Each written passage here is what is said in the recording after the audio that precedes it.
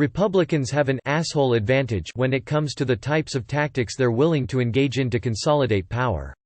What level of assholery should Democrats undertake in order to fight back? That's the question Dan Pfeiffer, co-host of Pod Save America and former advisor to President Barack Obama, attempts to answer in his new book, Un-Trumping America, a plan to make America a democracy again. Pfeiffer lays out a playbook for Democrats to combat Donald Trump and the Republican Party in the 2020 election, as well as what to do after. The Republican path to power is to surf a wave of cynicism because they know their base will turn out, he says. We depend on less frequent voters. And so if you can turn this thing into a cynical shitshow, then their voters will come, ours won't, they will win. That's how they won in 2016.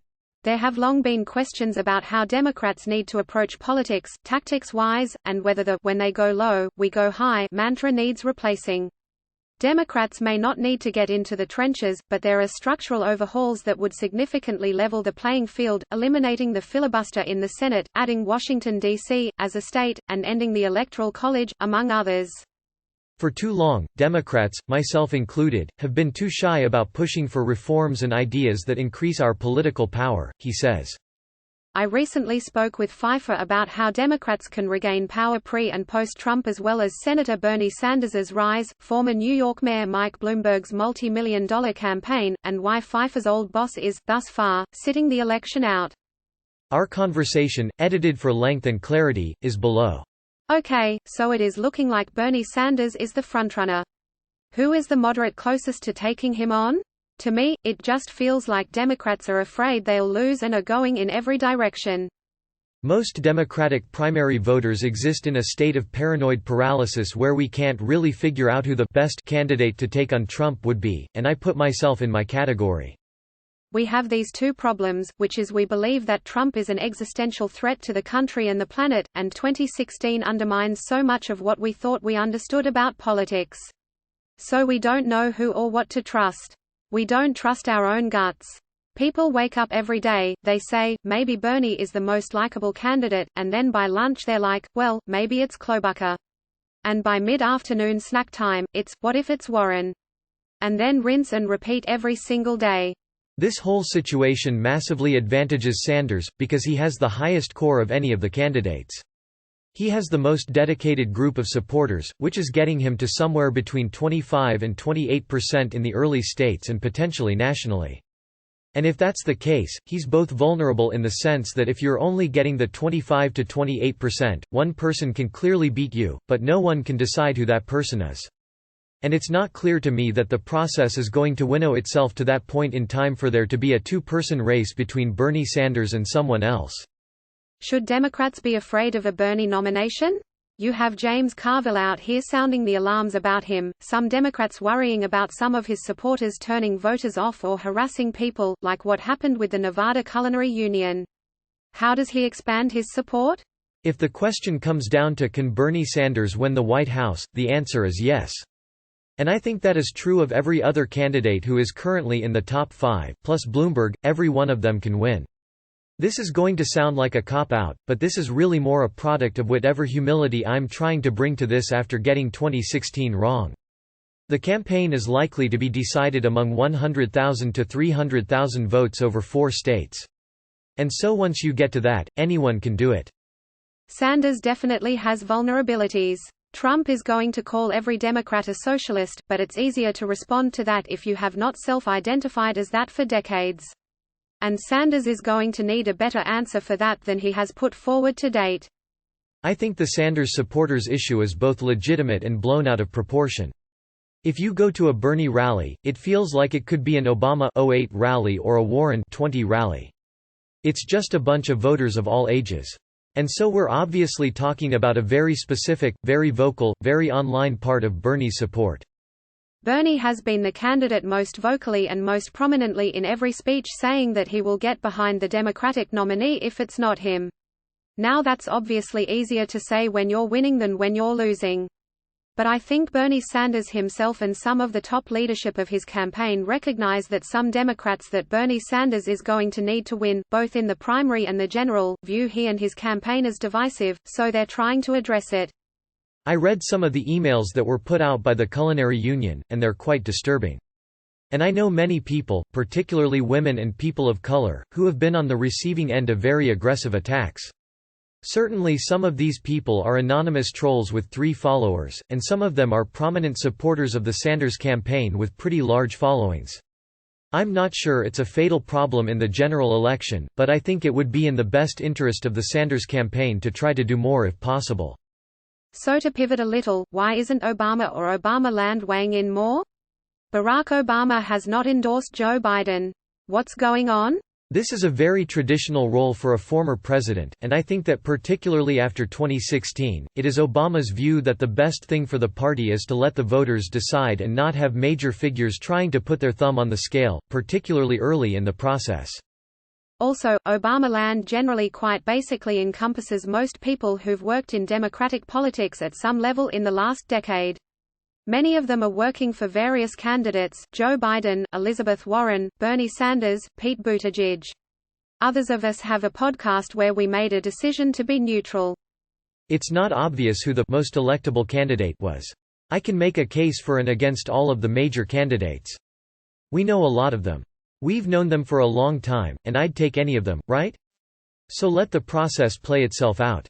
How do you think about Mike Bloomberg, then? Here's a guy who's basically like, hey, I have all of the money in the world, and wants to be president. Is that fair? Bloomberg's path is real, but narrow. He can only win the nomination if he is one-on-one with Bernie Sanders very soon. It doesn't work with anyone else, I think. And so if somehow Biden or Buttigieg emerge as the new front-runner because of what happens next, or even Warren, the door closes on Bloomberg. But his team is very, very smart. They have unlimited resources, and they are spending at such an aggressive level that it is possible. If he's the nominee, I certainly think he can win, but he'll have real challenges with the Democratic base.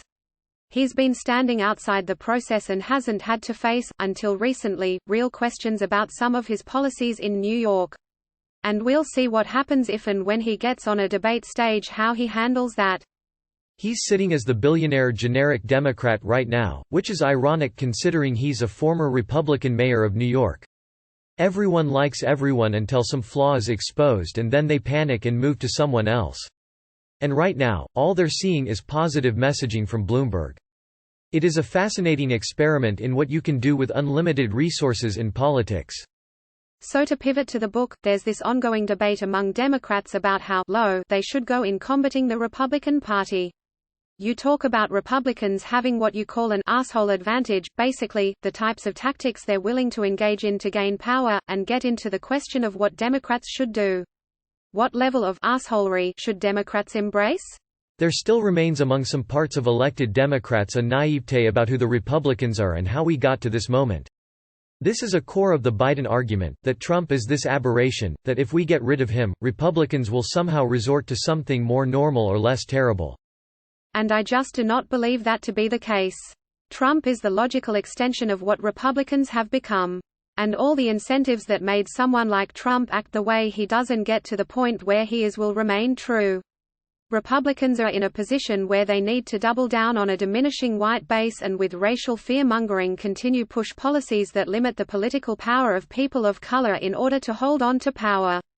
The point for me of writing the book was to try to lay out a path where Democrats could take on what I think is the fundamental strategy of the Republican Party, which is minority rule, in a way that is aggressive but consistent with our values. There's nothing wrong with Democrats pushing ideas like getting rid of the filibuster or adding Washington, D.C. as a state that increase our political power. For too long, Democrats, myself included, have been too shy about pushing for reforms and ideas that increase our political power. A lot of these things are difficult to achieve. In a tactics level, are Democrats equipped to do it, given where the party is right now? That's the question. Are we as a party tough enough to take on Trump? I think the answer to that is yes. In the Obama years, we took on the Karl Rove machine that had killed Democrats for much of the century and won twice. And took on Fox News and all of that. So it is possible. I don't think the problem is that Democrats haven't been tough enough or mean enough. The question of can you be as big an asshole as Trump is the wrong question, because we just have different strategies. The Republican path to power is to surf a wave of cynicism because they know their base will turn out. We depend on less frequent voters.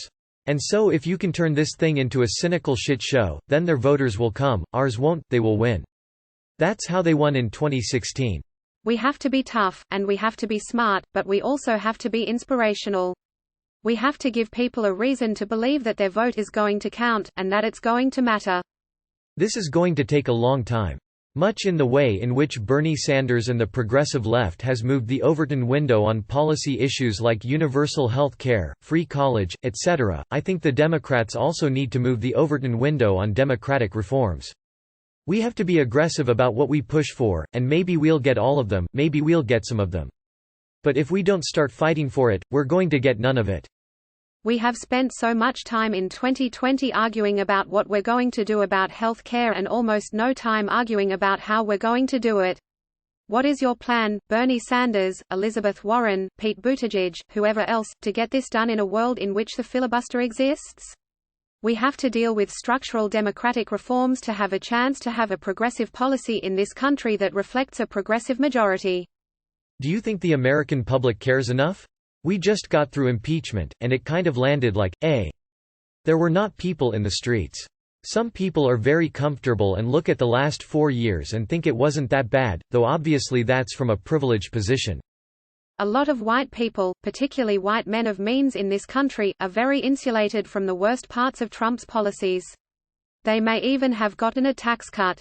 And so they don't necessarily always bring the same urgency to the matter as people whose reproductive freedoms are at risk or whose family and friends and community are at risk of deportation or are being targeted with anti-LGBTQ policies.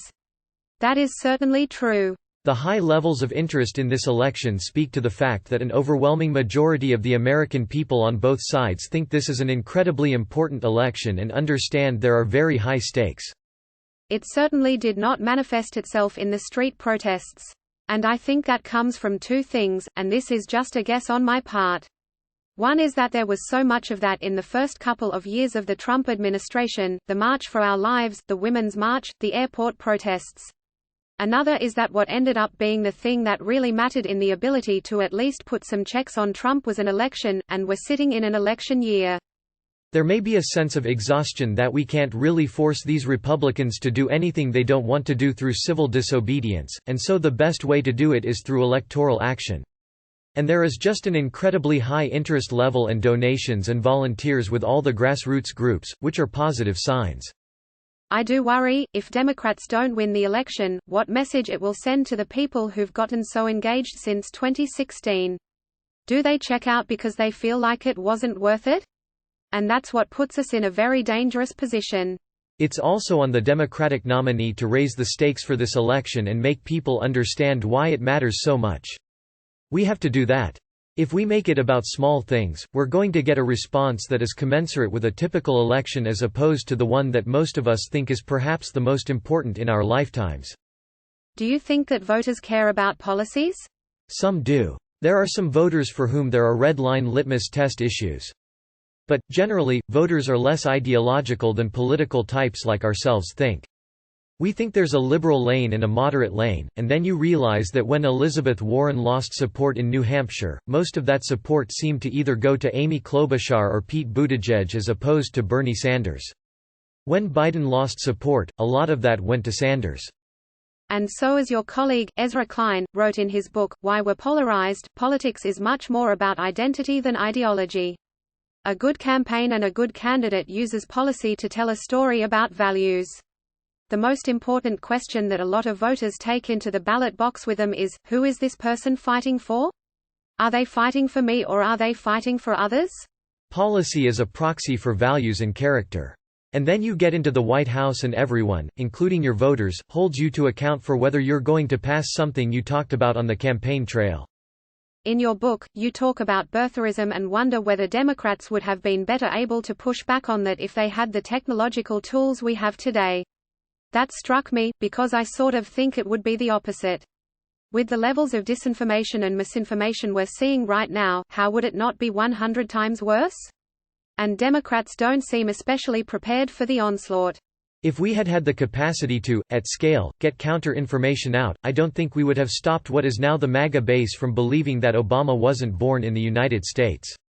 But we were doing hand-to-hand combat with Democrats in Iowa, who loved Obama, but were afraid they would find out later he was ineligible for the presidency because he was born in Kenya. That was all happening with right-wing radio, some Fox News stuff, and email forwards. If we'd the ability at scale through Facebook and other social media to push back in a targeted fashion, that could have helped with Democratic, Independent, and some Republican voters. We wouldn't have stopped it at its root, because long before Facebook showed up and made everything worse, conspiracy theories have had a long history in American politics and particularly on the far right. Are Democrats prepared to take on disinformation? No, but they're at a massive disadvantage. Facebook controls this more than anyone else, and they've decided that they will be a disinformation platform. We are fighting this with both hands tied behind our back. A lot of the party, particularly in how we think about reaching voters, is still more old world than new world. And we have to think more creatively about what it means to communicate in the social media age. The view of how we get our message out is still very traditional press heavy.